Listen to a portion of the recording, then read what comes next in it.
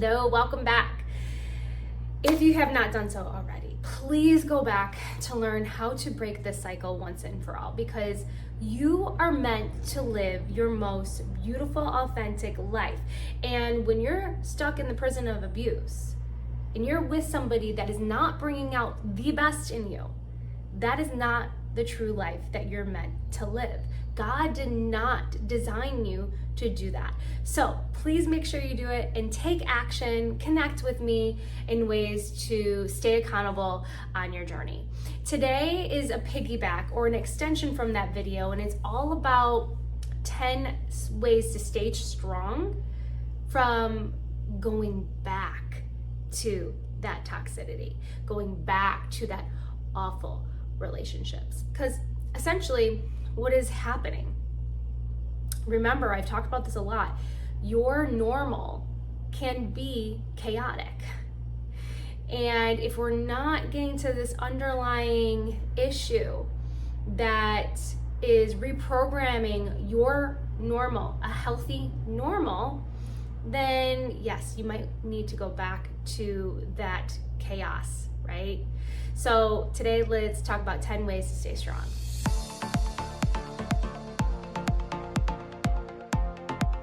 I'm Kristen Constantino. If you're new to my channel, I'm a certified transformational mental and nutritional wellness coach, and I specialize in toxic relationship repair. So those are the types of things that you'll get from this channel. If that's something that you need, please subscribe and stay tuned for all the videos to come. All right, let's dive into the 10 ways in staying strong, not going back to this life that you're not meant to live. Step number 1, recognize your toxicity. Write it down.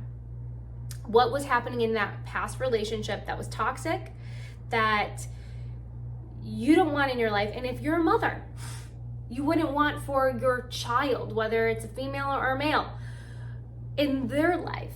Because trust me, as an educator, as somebody that's been around children all my life, they are doing what you do, not what you say. So leading by example here, writing down what the toxicity is and writing down what the things that you do not want in your life as that reminder. Step number 2, have your boundaries strong. Remember, this is usually set with a professional, having some guidance here and learning what boundaries look like to you in your season of life. And yes, they can change. But what kind of boundaries are you going to need in order to be successful in not going back into this chaos, this normalized chaos that you have developed, right? It's going to take a lot of inner work, because what's happening in you is going to happen through you and out of you, right? So we got to really work on that inner world, and that's going to help you stay strong in your boundaries. Step number 3, create a support system of people that you know that if you went back to this person, they'd be like, what are you thinking?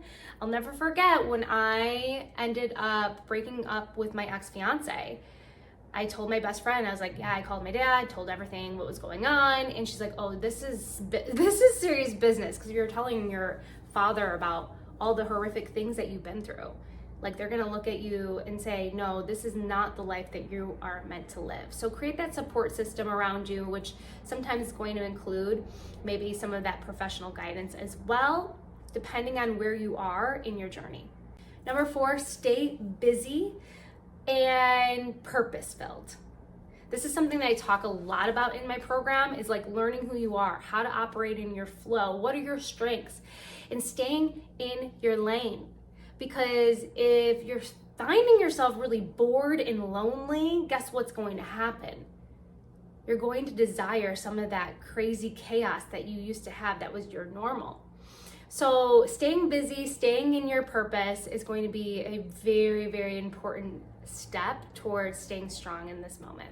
Number 5, therapy, counseling, somebody that specializes in trauma, because they're going to help you understand your triggers and understand ways that you can cope with them, as well as, going back from the video before, help you stay accountable, right? So I highly recommend this. no matter where you are in life, this is always a good, foundation for you, even if it's just like once a month check-in. I think is important. Number 6, having mindfulness and self-care practices. One thing that I love to do every single morning, and I tell people to do this, and my clients to do this, is having gratitude every single day from the day before, in addition to some sort of affirmation, like that vision that I want to see in my life that may not even already happen, but something that I truly believe could be possible. And that includes the vision that you have for yourself. So if you're looking at this and you're journaling and you're thinking, okay, but I'm triggered, I want to go back to this person because XYZ, and I'm looking at my vision and they're not matching, then there's that disconnect, right? You're not operating your flow. You're not being who you truly are meant to be. Number 7 goes along with what I just said. Every single week, maybe, remind yourself of your goals and your vision. In my program, I talk all about creating a vision of what you truly want in a partner, and first fulfilling that within yourself. And that's why a lot of what I talk about with my clients is really developing who you are. First, healing those layers, the roots that you had for certain codependencies and crazy, chaotic, normal, right? And then developing and rediscovering your true identity, operating in that, flowing in it, and then creating a vision of a partner that would match it.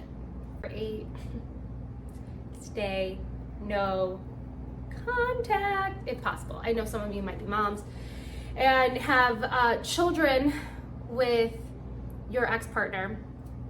So when it comes to that, you can work on, with a professional and figuring out what kind of boundaries you can set when it comes to your communication. But if you don't have any ties, that right there, out of sight, out of mind, is a true fact. And let's just be real here. When you're not staying no contact, then there's more of an opportunity for you to get together with this person, maybe even being, having some physical intimacy, which is just going to hash out a whole different can of worms that keeps you in this bond, in this connection that you don't want. So do your best to stay no contact. If you have have contact with this person, highly recommend talking to a support system or professional on ways to set boundaries around that. Number 9, and this all goes to self-care, this all goes to getting the therapy, figuring out your layers, is what are your triggers? What are your triggers that is promoting you to want to go back to this person? Recognizing that and then finding healthier coping mechanisms, and once again, takes patience and time, and you may need a longer support with somebody guiding you and holding you accountable than the next person. It just depends on your layers, right? It just depends on what's going on in your life. So making sure that that's set in stone is really going to help you learn some coping strategies that's not running back to what you feel is the best in the moment, right? And then long term comes out to be destructive. And have a vision for your life. What is your vision? Is it to be on this insane roller coaster with somebody that is not treating you well, giving your children an example of hurt and pain?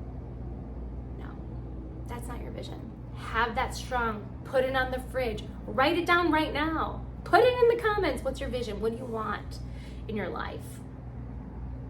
Do you want to smile more than cry? Put that down. And it's going to be your reminder when you do have this trigger or fall back, because it could happen. You can look at your fridge and you're saying, this person is not going to help me with my vision. So keep that strong. I'm here for you. I know you can do this. I would love to hear your vision. Please put it in the comments if you are so brave to do so. This is helpful for you. If you need more guidance, let me know and we can get connected. Stay tuned for all the fun adventures for what's to come. Don't forget to subscribe, hit like, and I'll talk to you soon.